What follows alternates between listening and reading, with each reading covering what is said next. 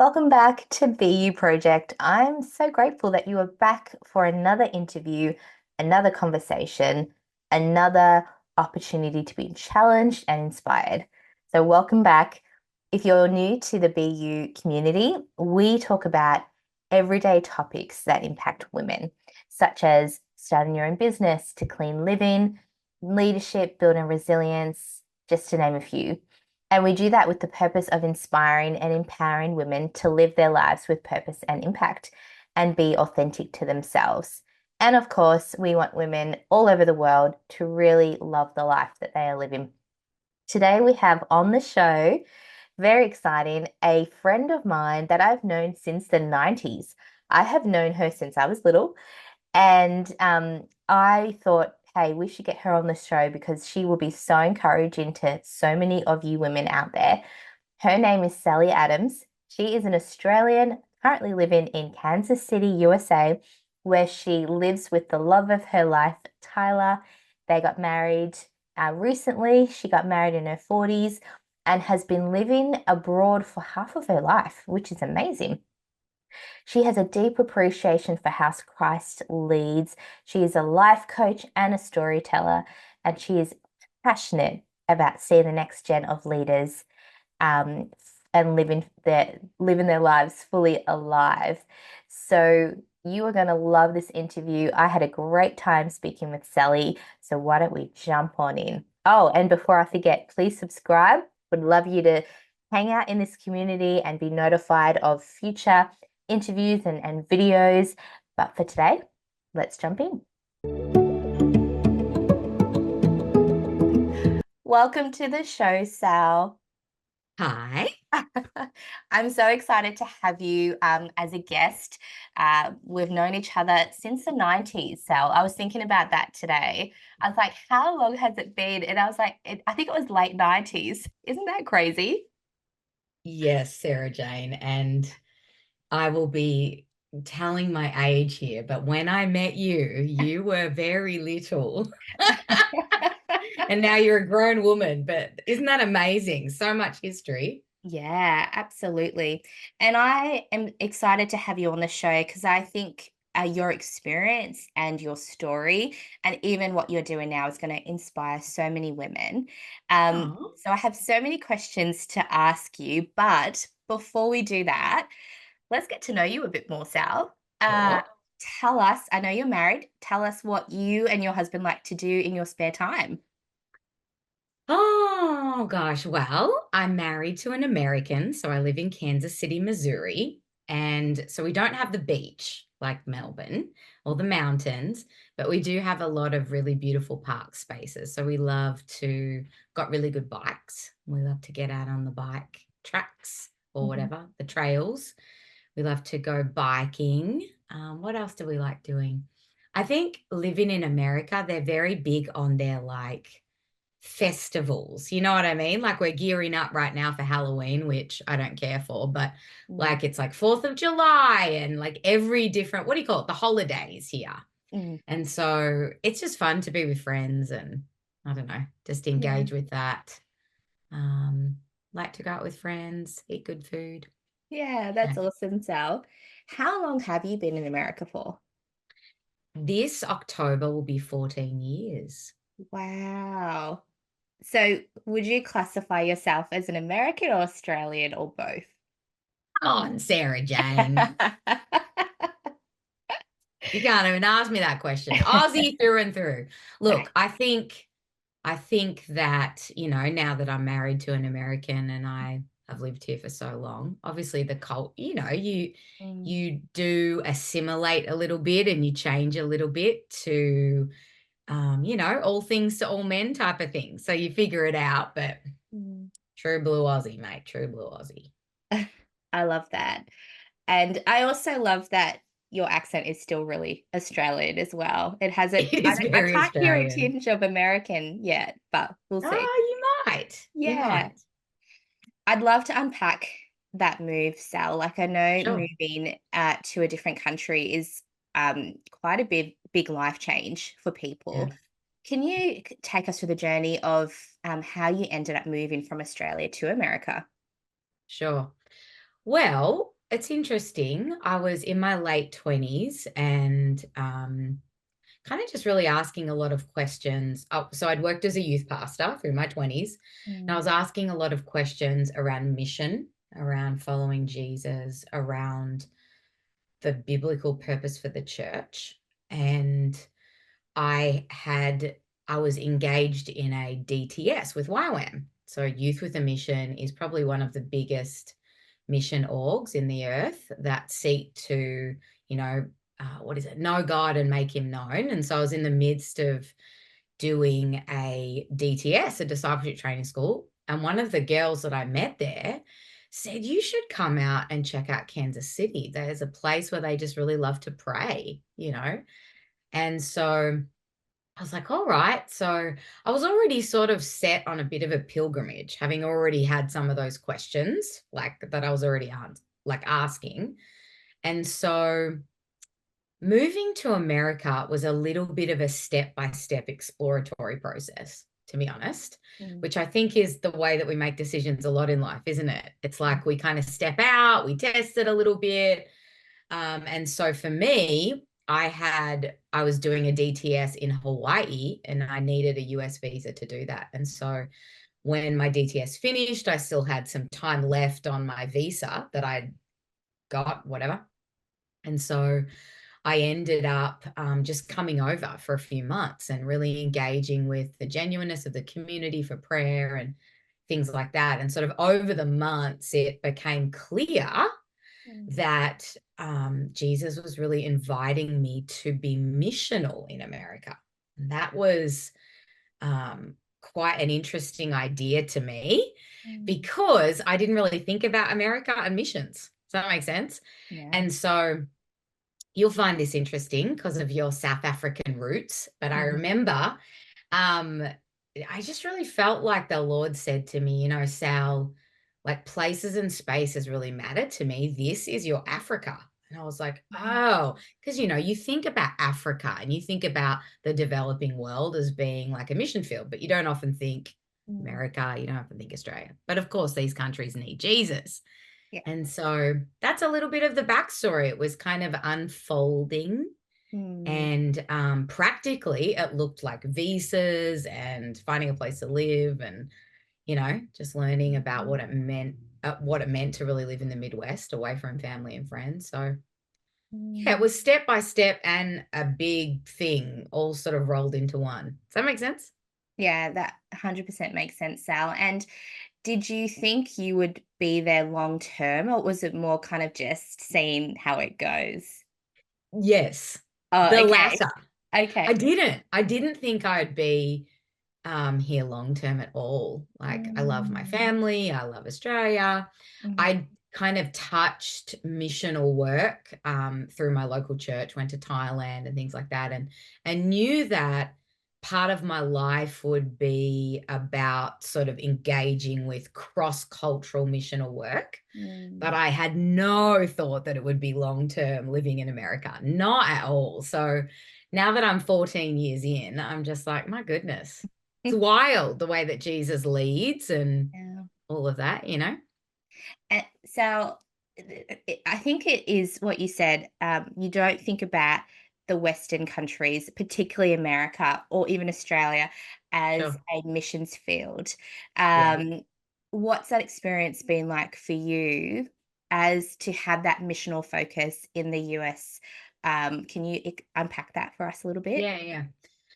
Great question. I think, um, you know, I shared with you earlier that Mm, I was asking a lot of questions around the purpose of the church yeah. and the purpose of mission. And I started to see in scripture that you know, everywhere, like, you know, Jerusalem, what is it, Jerusalem, Samaria, the ends of the earth, whatever, Yeah. it was kind of wherever God sent you Mm, became the place that you would kind of look for his work and engage in what he was already doing. And so for me, I think I started to explore ideas through my 30s that It wasn't so much about, Matthew 28, where it talks about going to all the world and make disciples, that it wasn't about us necessarily bringing something that wasn't already in motion,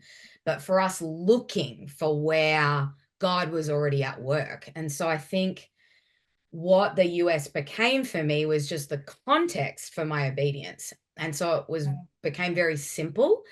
And through the experience, I think God really redefined what I perceived as missional work, because it was less about, growing up, I think I thought about the developing world, people in huts, tribal, taking the gospel to the unreached. And of course, it is that. Mm. But it's also wherever God sends you, ultimately, right? Mm. So, yeah, I don't know if that answers your question, but It does. And I know that you and your husband are going to visit Africa a little bit yes, later, we so are. we can talk about that. But Yeah, um, what would you say to someone who feels maybe they are called to missions or they're called to move, but it yeah, is that it's a big step, like how do you do it? Where do you start? Do you have any advice for them? yeah. Great question. I think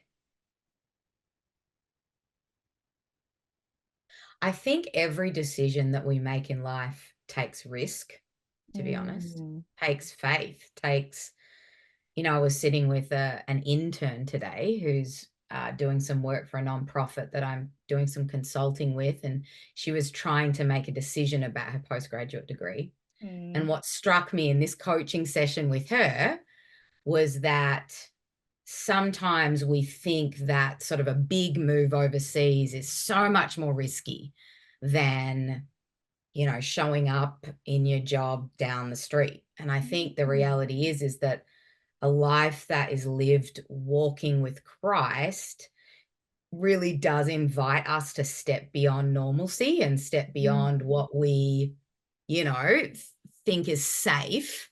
And so, therefore, if you reframe it like this is just a step by step relationship with Christ and I am following Him, I think that He becomes the way, right? He is the way. And the context becomes secondary. And so that would be the first thing that I would think about, is that if we reframe how we look at life and faith and what's required of us, regardless of where we are, Yeah. I think it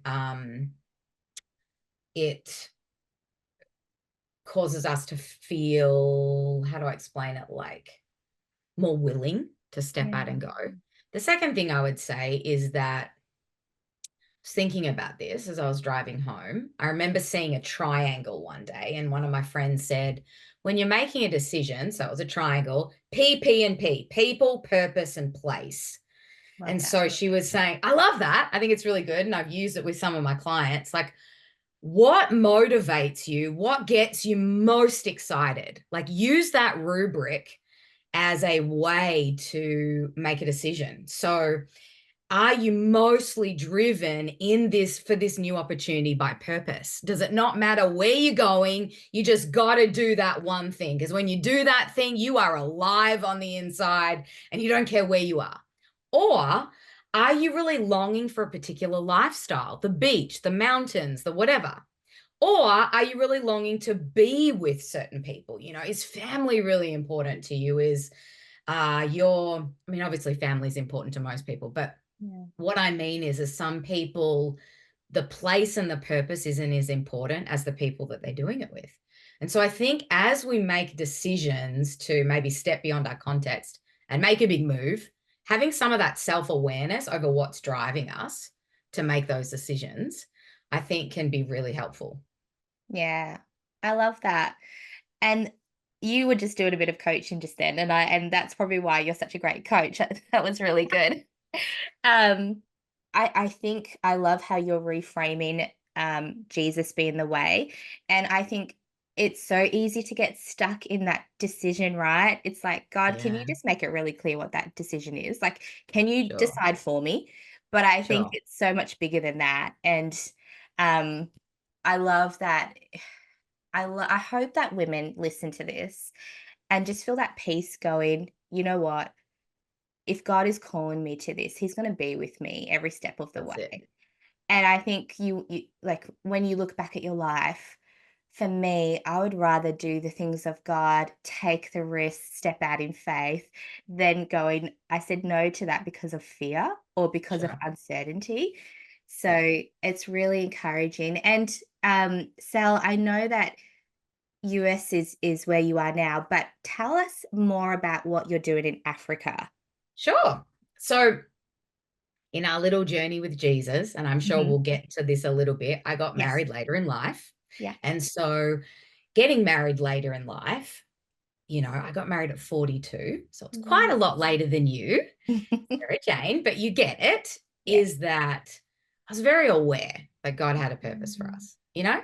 I'm Yeah. very aware that God has a purpose for everybody. And missions or ministry work is no more important than other things. It's just like, what are you made for? And you should do that.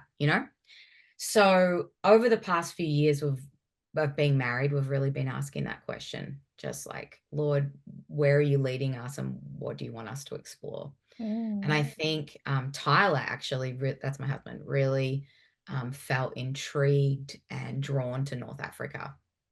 And there were just a few different events and relationships that I had had. I'd gone to Uganda in 2017 and connected with an organization called Sen 56. And I loved everything about it, mostly because they were about investing in indigenous local people to be sent out to do the work of the gospel, to church plant. And I think when I look at the proclamation of the gospel to the ends of the earth, I agree and disagree with certain ways that it's done. Me as white bread here doesn't really have much, except that I can pray, I can encourage, I can train, I can equip. And so I think um, yeah, we were just becoming more clarified in perhaps maybe our role in Mm. bringing that encouragement and that training. So we're going for 5 weeks as a taste and see Wow. kind of trip to ask the Lord, like, honestly, do you want us to move to Nigeria? Or do Wow. you want us to move somewhere else? Or are you wanting us to return to Kansas City and, be about work that's a little bit more westernized, maybe, right? Like Mhm. earning real money and doing real jobs in that sense. Yeah. So, yeah, we're just really asking all those questions. And while you're there, what Mhm. are you entirely gonna be doing for the 5 weeks?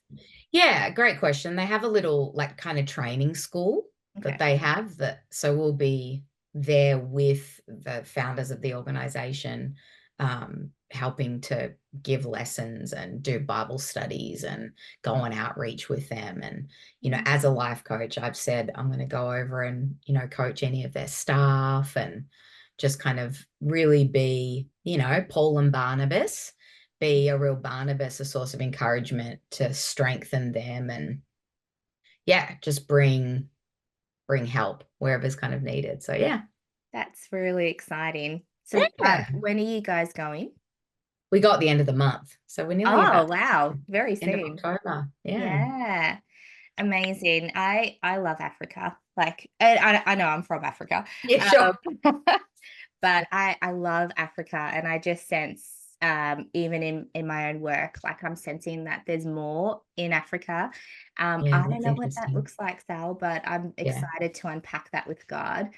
Um, Yeah. and I agree. Like I think because I've been working for not for profits for a long time, Sure. and what I love about the work we do is that it equips the local in that community. It's not That's about it. us going in as Westerners and foreigners and taking over, which No. kind of was before, but Sure. changed now. And I love that it's more about no empowering those that are there to do the work and we just walk alongside them. Um, Exactly. so that's great. And I hope that you guys will be documenting it. Yeah, I mean that's the plan. That is the plan to take little snippets and yeah, we're trying to think about how to do that in a sensitive way, but Mm, um yes, hopeful too for sure. so good. And Mm, Sal, the big question that I have is what sure. you just touched on. getting married Yeah. later in life. Yeah. You said you got married at 42. Yeah. Um, Marriage is an interesting thing in the Christian circle. I you Yes. probably are aware of this, but so many people get married quite young when they're like in the Christian circle, like Sure. early 20s, right? Sure. What was the experience like for you to go through the waiting period and get married later in life? That's a question. That is a question. Hmm. Um, Let me see. Sorry, I'm just having some weird situations with my lighting. It's kind of flickering. I'm so sorry about that. I don't know You're what's fine. anyway. You just have to bear with it. What was that like? Oh goodness. What was it like for you? I mean, gosh. Oh. Look, I think that unfortunately,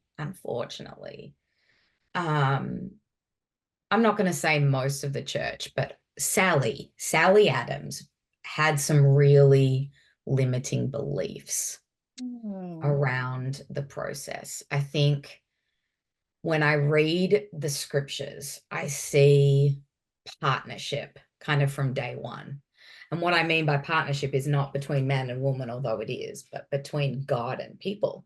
Yeah. And I see just him inviting conversation and engagement, and he dignifies humanity, inviting them to do things. Now, of course, he's God and he can just do it all if he wanted, but I think the beauty and the restraint of God is that he invites partnership. And so I think, let's say a young lady finishes up high school and heads into uni or whatever, like that young woman is going to do their due diligence in figuring out what they're going to do with their life. They're Hmm. going to maybe get a job. They're going to seek, I don't know what it's called now, but I remember when I finished up high school and I got my enter back in the day, my score, Yeah. and I applied for universities. And there was a rigorous exploratory process where I wanted something and I explored it and went after it. And then you go through university and you get a job. And you can see where I'm going with this, right? Why is it that when we think about, at least in the church, when we think about singleness, do we Hmm. fly from one extreme to getting married at 18 because we just want to have sex?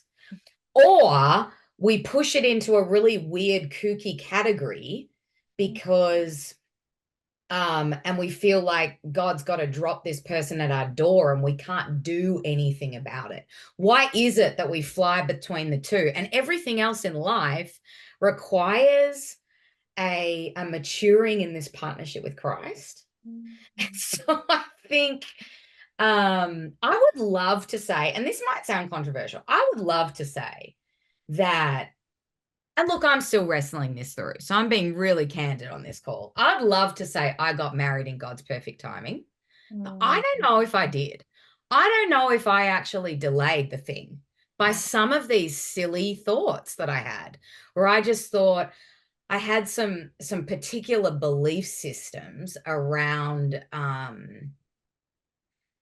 singleness and ministry. And again, I am a woman who is, for the most part, not operate in the business world. I've been a pastor and a minister of the gospel. And I think in some ways I hid in that space because even though I really wanted marriage, I was scared of it and had some really limiting beliefs there. And so I don't even know whether that's what you're asking me, but that's a part of my story. I think I've been flying from one extreme to the other, of wanting to take control of it to then wanting nothing, not nothing to do with it, but what am I trying to say? To the other extreme of not feeling like I could do anything and just Yeah. feeling hopeless in that space to being like, for me, I was turning 40 and I decided to get on online dating and I'd done it a little bit through my life, but I thought, I think this could be possible. So I confronted that limiting belief that I thought it never would happen because I Wow. just didn't. I just thought, I don't think I'm getting married. And then I felt really confronted by that. I remember I was walking one day And I felt like Holy Spirit just spoke into my heart and said, Sal, like, look at that couple over there. Do you think you're any more weird, demented, fat, skinny, short, weirder, whatever than them? Like, people get married every day. Why are you putting yourself in this weird category just because it hasn't happened? So I was like, okay. And he's like, what if it could? And I started to believe the thought, what if it could? And I think that little question is that tiny little bit of hope, you know, that you have. And so I just went after it. So for me, got on the online thing, went for it. Dated during the pandemic, would meet men in the park with masks on, Love just it. did it. Yeah. And through it, and this is what I say to people, is that I feel like God really discipled me through that process of dating. Wow. Like I think if I had met my now husband on my first date, I would have destroyed it in 2 seconds with fear, limiting beliefs, a very myopic view of what I wanted, of what was appropriate. Yeah. And I think through the year and a half I went through it, I realized, okay, this is really what a godly man looks like. This is what God has for me. And I really started to discover my values kind of through the process. So Wow. maybe I just gave you a hamburger that you didn't order in that answer. That's about it. I'll take the hamburger. That's fantastic. Yeah, bit of the story. It's it's such a I feel like it's such a hard topic because It like you is. said, there are people who do get married really young and Yeah, this might sound controversy. It seems like it's not very hard for them to find someone to get sure. married to, and they've got kids, and that's a huge desire of mine to have children. And Right.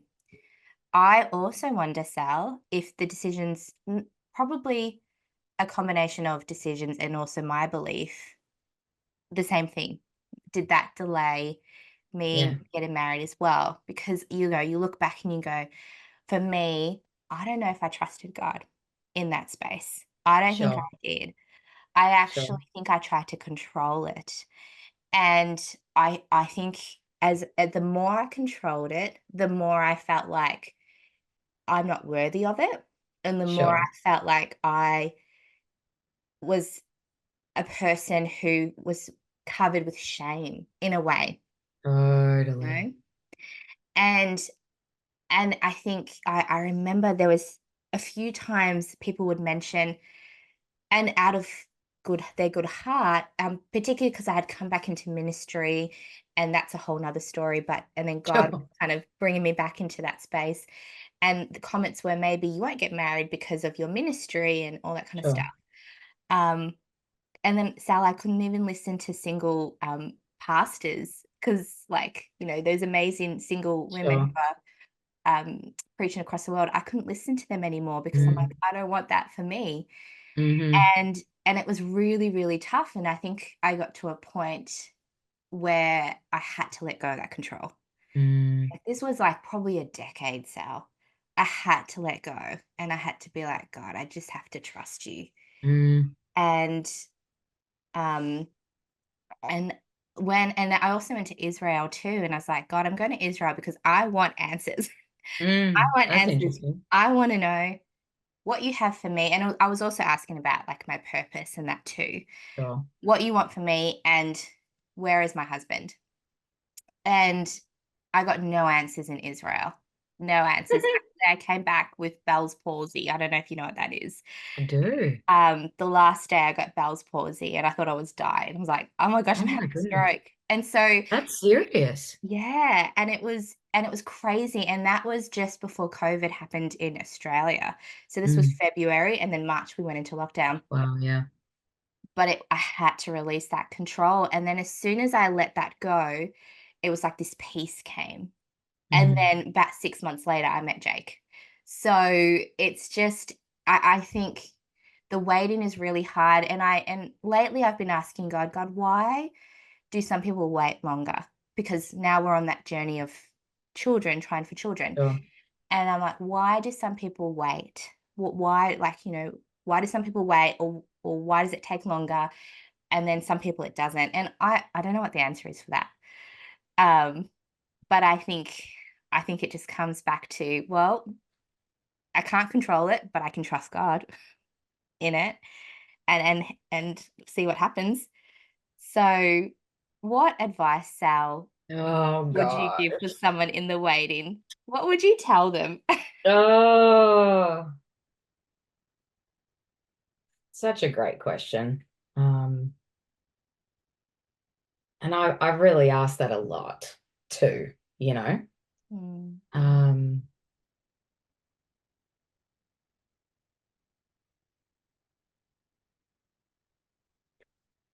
what advice would I give? I think I'd empathize. mm. I think that I recognize through how old are you again? Or do you not want to 36. say it on the pot? No, that's 36. Okay. 36. Yeah. So you're 36, so you're a few years behind me. Mm, Um, through my 30s, I really found that the most powerful people in this space for me that made me feel hope were mm, people who would empathize and would, regardless of kind of where they were in life, whether they were old married people or younger married people or whatever, for them to just go, I can see that this would be hard for you. mm. So I think, and those people who didn't necessarily lead with advice, but led with just, I'm with you. Wow. This kind of sucks. Like, I can see that you've wanted this for a long time, you know? Wow. Um, that for me, like the power of presence and just somebody kind of choosing to sort of get into my space for a sec was deeply helpful. And I think because um I think empathy is such a powerful gift. And I know that you know this because you work in the people-y space, and have for a long time. But when you can offer that present or presence of just, I'm with you in this moment, it does something to the nervous system of a human. And it causes us to go, like, what I want to say to women in this moment is that I see you. I get it. I waited to 42. There are ways that you survive your singleness that Wow. take its toll. And I don't know about you, Sarah Jane, but there are moments where I'm like fighting with my husband as much as I love him. And I'm like, God, this may have been easier had I not been this stubborn and this old when I got married. You know what I mean? Yeah. Like, why did Mm, I get married this late? And so I think to singles, I would say, yeah, this is really valid. Like, this is as old as the second page of the Bible. mm, Right after let there be light, right after the fishies, he's like, I'm going to make man in my image, and then took a rib and created Eve. And so the longing that you have is so valid. mm, And I think when I started to hear people validate it versus say, until you find your fulfillment in God. Like, when? When am I going to know? When's that like fulcrum going to tip? When am I all of a sudden going to be totally content? When does that happen? Are you content? And you're married? I bet you were content. You go through all the things. So, yeah. So I'd say that. And then I'd say, secondly, that marriage is the hardest, most beautiful thing that you do, and then kids, obviously. And I think that marriage is a calling. And what I mean by that is it is time oriented. I think there's a moment where you kind of step into it. There's a moment in time where you're like, I'm going to step into this. And so when I talk to really young people who want to get married, who want to date at like mm, 10 or whatever, It's like, are you actually ready to lay down your life for another human being? Because it is the cross every day. Yeah. And so just kind of thinking about the biblical purpose of marriage in the midst of the longing. Um, and then I would really say, finally that life is challenging Yeah. in all different seasons. And I think sometimes we live as future addicts who are constantly thinking that the Yeah. future, when I get this, life is going to be better. And I'll acknowledge, and I'm sure, Sarah Jane, that you can attest to this, that there is this sense of like, man, like, God, would you grow our family? And Mm. it's like, when we get this, then this.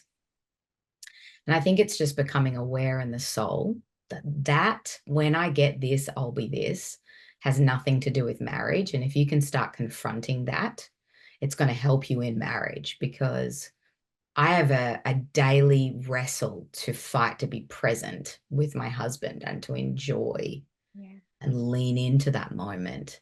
There's grace and beauty for that moment. And there's grace and beauty for moments of singleness too. Mm. And one isn't better than the other, though there are distinctive challenges to both. So, yeah. This is my final bit of advice. Okay, got it. I'm coming into clarity. Okay, girls will often say, let's get together, well, at least in America. Let's get together and have a prayer meeting for our future husband. And I just think we should kill the prayer meetings and get people actually going on dates. Okay, so Oh, you can pray, but if you're not willing to actually meet a human being and go on a date, then all your praying's doing nothing. So it's like, you know what I mean? Sometimes we can be yeah. hyper spiritual about it. It's like, Yeah. no, don't get together and pray. Get together and have an accountability group that you're going to start to talk to men. I love That's that. It's almost like be like pray alongside it, but take action. Come it. on. 100%. I'm being sassy. You know what I Yeah. mean? I'm being Yeah. extreme Yeah. because we get caught. We need to become aware of what we're really afraid of here. We need to Ooh. really get aware of that and really own it and say, dude, I'm having another silly prayer meeting because I'm actually scared and I think I'm going Yeah. to be rejected by this dude. Yeah. And but I want to feel like I'm doing something about it so that then I can be angry when I don't get what I want. And it's Yeah. just a cycle of disempowerment. Yeah. So it's like, get out of it and just do something. So good. Yeah, so that's all I got for that question. Sal, I love it. And I love how passionate you are. I have to admit, I think I've started to go into that space of trying to give advice to Yeah, people rather than empathizing because I think I want them to know that if it can happen for me, it can happen for them sure, and to give them sure. that hope. But I think you're right. I think that ability to empathize is powerful and just hold that space for them, right? Because I think they're probably getting advice from everyone. Like everyone's probably trying to, Everybody. in the Bible it says this, and I'll be praying for you, rather than going, let's just sit here and feel the hardness of it. And I Sure. think that's great what you're saying. Um, but I also think that I love I love that let's take action. Let's go on dates. Let's do those things, which is Yes. so good. Um, I love it, Sal. I love your answer. And I love that you're passionate about it too. Well, I mean, we get really stuck, don't we? We get stuck and we get stuck in these, I don't know, it's kind of like goes all the way back to the blame game thing. We want to blame somebody else and we don't want to fully, this is the whole life coaching space. We don't want to sometimes sit in the driver's seat of our life. We want to just blame somebody else and go on a trip and then not speak up. And then when we get where we don't want to go, we're ticked. And it's like, no, like we can do something about it. And I think that's what I was intimating earlier around some of my theological shifts that I took throughout my life around this issue. that this wasn't just about like that waiting didn't have to look like sitting in shame and Mm, believing that this would never happen. And you touched on that shame narrative, but that this could look like active partnership with wisdom, of course, being yielded to Christ, taking risks. mm, And that I think that, and I know that I might open up a Pandora's box by saying this, but I think for me, being a teenager in the 90s, because I'm a little older than you, your sister's age, yeah. there was a massive emphasis on the purity culture and being almost afraid of dating and of taking some of those risks. And it wasn't Mm. in a really healthy way. Like I can't remember one kind of moment in youth group or even when I led youth group, and you're a poor little kid in it. Anyway, Good old days. where we really talked about femininity, where we talked about our body, where we talked about why are you telling people not to have sex? Why are you really the heart of God was Yeah. not taught in a manner that was empowering us to be normal and to just Yeah. give things a go. It Yeah. was like put in this other weird category. At least it was for me. Yeah. And so, I grew up in a similar church culture to you where a lot of people got married really young. Some of Mhm. those people aren't married anymore. Mm. And then, um, yeah, and then others just are still waiting, right? That we all know. So Yeah. it's a it's been a journey for sure. And Sal, you touched on, like I'm writing so many notes because this is so good, Sure. like quotes by Sal. You touched on like we live with well, a lot of us are living as that future addicts. We're addicted to the future. Yes. I'm guilty of that. Okay, Me so too. obviously I've been waiting for marriage for a long time, but it's almost like get married. What's the next thing? Okay, let's have kids rather than enjoying the moment of just being married, Yeah. spending time with Jake and all that stuff. But I also think that happens when I'm single. I just want to be married rather than enjoying that space and what is Yeah. God doing. And I think it's really hard to be in the moment sometimes. And It I is. think that's a culture thing. I think everything is so easy access, right? Yeah. Access, if you need more money, get a loan. If you want Yes. this, do that. Social media, like almost like that waiting. We don't wait anymore, really, for anything. Right. And I've been thinking about that waiting season of that waiting season is actually really important because either It it's a is. preparation season or it's a healing season, or maybe it's just have fun season, like go out and enjoy life. And I Totally. think if I look back at my life, I think, oh my gosh, I could have been crying less. Not saying that it's okay to feel those emotions, but actually maybe going Totally. out and doing a bit more. Um, and I even just being married, I think it's like, what's the next thing? Like, let's buy a house. Like, what's the next thing that we can do Right. rather than just going, oh, we're married now. Let's enjoy that season. And I just said, I just have to relate to that so much because I'm guilty of that. And it's really hard to kind of change that mindset around it because it's the world we live in. We're really It fast is. paced. We are. And what's kind of stirring for me as you're sharing is yes, yes, yes. And just this exploration that I've been doing around Sabbath, right? And around habits and rhythms of rest and contemplation. And I've loved reading from this particular rabbi lately, and he talks about discipline and delight. And Mm. he talks about, and this is actually a rabbi who doesn't know Jesus. He's a rabbi, but Wow. his writings are just incredible because they unpack this truth that really intersects with what you're saying, which is the pace and the pause, like the discipline Uh-huh. to hustle and to go, but then also that invitation that God said, like, you know, Sabbath was created for man, not man for the Sabbath. Mhm. So it's like whether you believe that in a totally New Testament term and you believe that we can now just have rest and all of that, that's wonderful.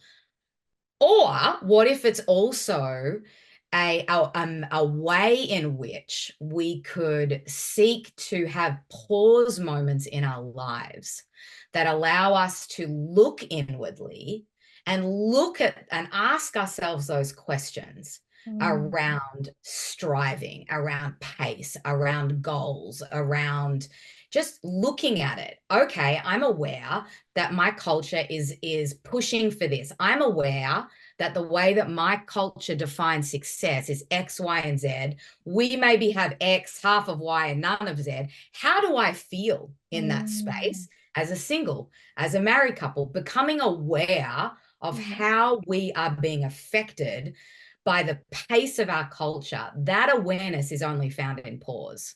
And mm, so I think that when we start to really kind of examine our own heart and create moments of pause yeah, where we realize that we're so hurried, but we say, okay, for this one day, for this Saturday morning, we're mm, turning our phones off.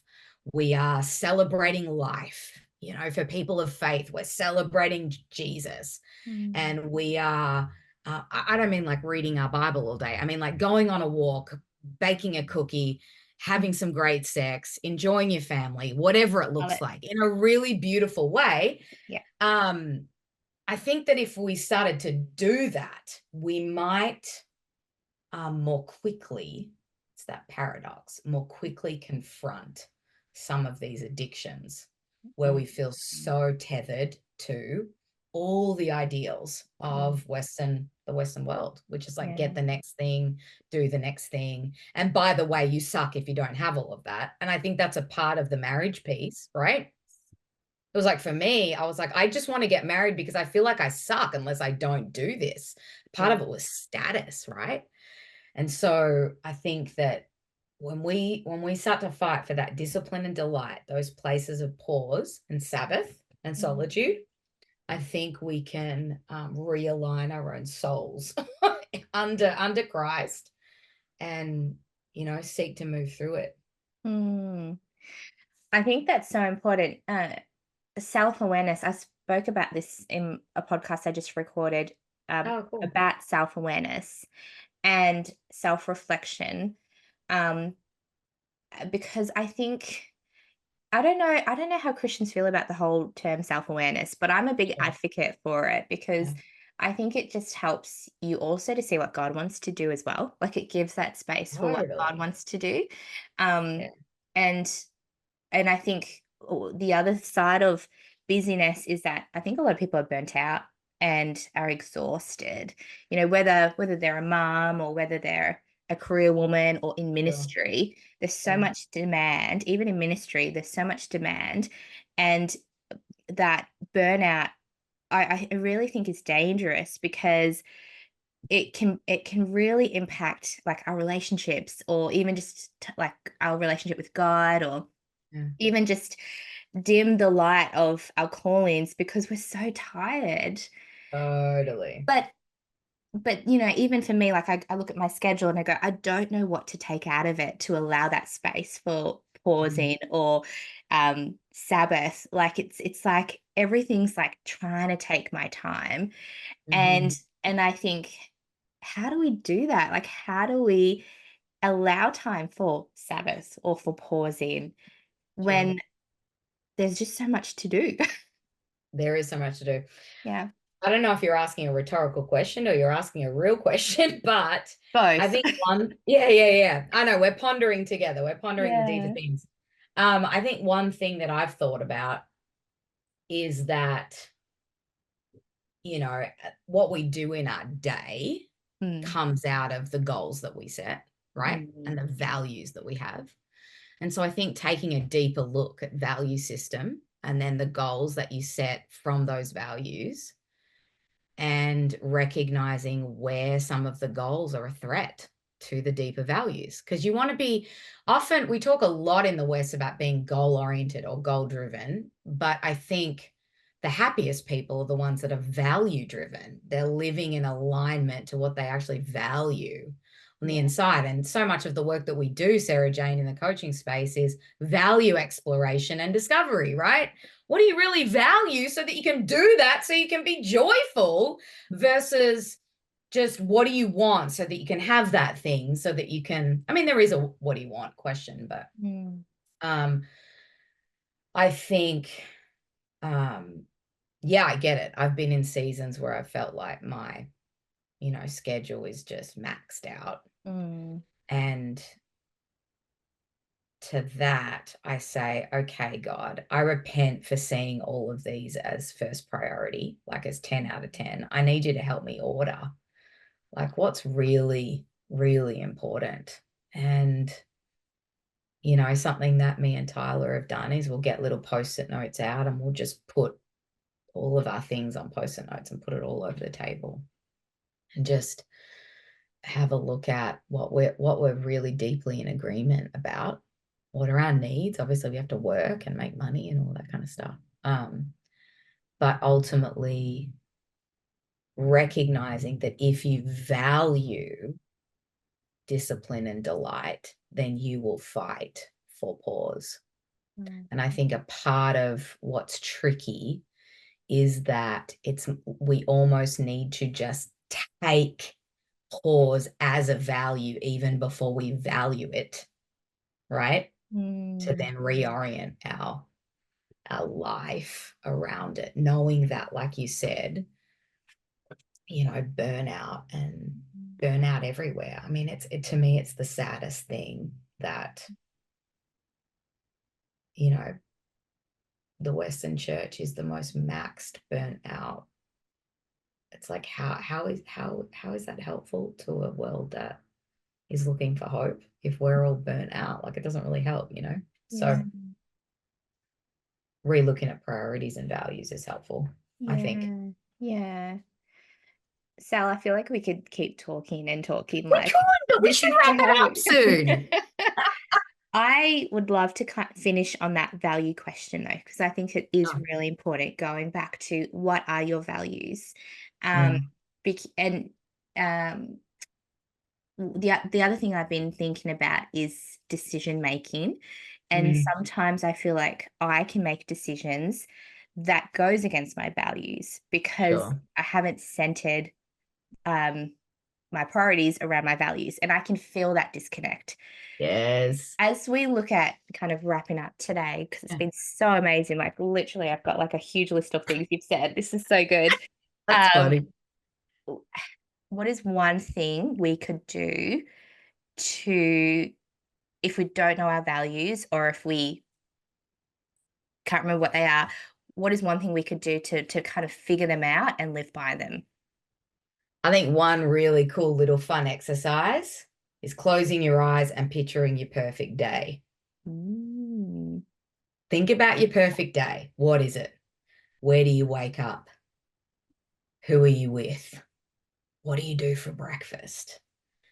And just think about the perfect day if money was no object, and share it with somebody, because when you share it, you're hearing your voice again and you've got that eye contact and all of the things are firing, right? And so share it and then ask that person who just heard your perfect day, as you were listening to my perfect day, what would you say I value out of it? Get Mm. some feedback. And what's really interesting about that is often other people will be able to see things more quickly than you can, right? Because you're just freely sharing your perfect day. And then you're inviting them to and they're not even listening. You're not saying, excuse me, can we do a value assessment? You're just saying, hey, can we play this game or whatever? I just Mhm. want to share my perfect day with you. And then you kind of ask them, what does it seem like I value? And then they can share, I think you value generosity. I think you value clarity. I think you value connection with people. You spent your whole day with people, and I'd want to be on a mountain by myself. Stuff like that. Mhm. I think that's one thing that you could do to discover your values. Another thing that you can do is there are a ton of incredible resources online where if you typed in value assessment or character institute or, and I can even send you some of those things and you can pop them in the Mm. description of the thing, but you can kind of take little assessments to discover just what your top 5 values are. Here's the thing. Your top 5 values are those things that if you didn't do them, you would die. They're the things that drive everything else forward. And so um, I think asking trusted friends and family, like from this little story, what is it? What do you think I value from this? I think it's just a really fun, creative way that taps into the mind and the brain versus like, let's make a list, I don't know. Sometimes you get stuck with lists, but if you were to tell a story about Mm. a perfect day, you're tapping into some of the deeper like storytelling Mhm. pieces, which is really fun. That's great. Yeah. Okay, that's an exercise that we could all can do. So as soon as you finish listening to this episode, Yeah. do that exercise and it will change your life. Amazing. Love that, Sal.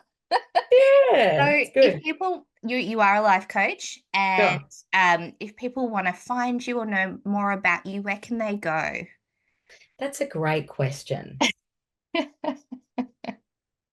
That's a really great question, Sarah Jane. The issue is that I need to actually have a website. I don't. Okay.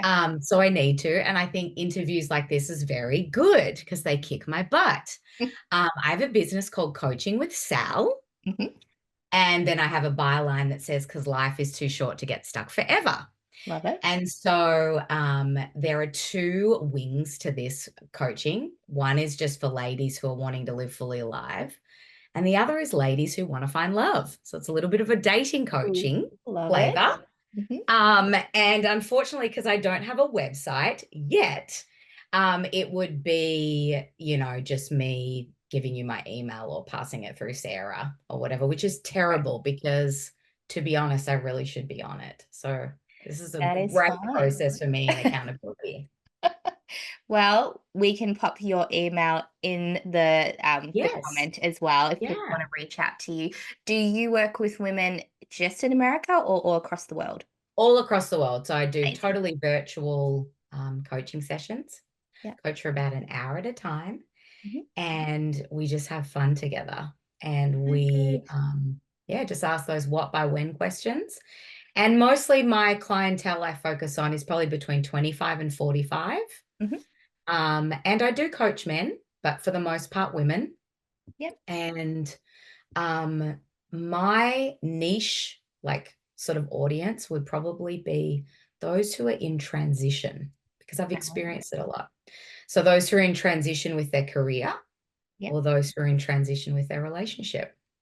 And so if that's something that you're like, man, I could really use someone to sit with me and go on a journey of discovery, Mm, let's do it. yeah. There you go, ladies. Reach out to Sal. We'll put her There you go. in the comments, and then hopefully Sal will have a website soon as well. Um, I love it. Yes.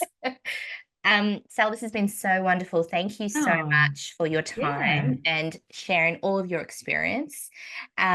Thank you to those who have joined as well today. I hope you feel encouraged and inspired. Do that activity that Sal said. I think it'll be really valuable. And if you haven't subscribed, please subscribe. Otherwise, we will see you next time. Thank you for joining.